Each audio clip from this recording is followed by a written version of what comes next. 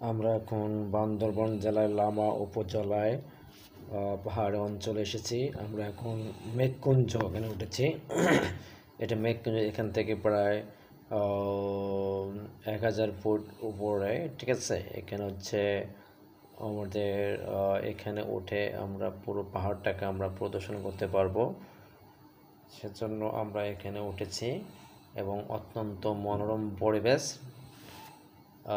অনেক সুন্দর বিউটিফুল একটা প্লেস। এখানে আপনার চাইলে এখানে আপনার থাকতে পারবেন, রাত উদযাপন করতে পারবেন, ঠিক আছে। রাত উদযাপন করতে পারবেন। ছোট ছোট ও আমাদের আবাসিক রয়েছে এখানে। অনেকে চাইলে রাত উদযাপন করতে পারে।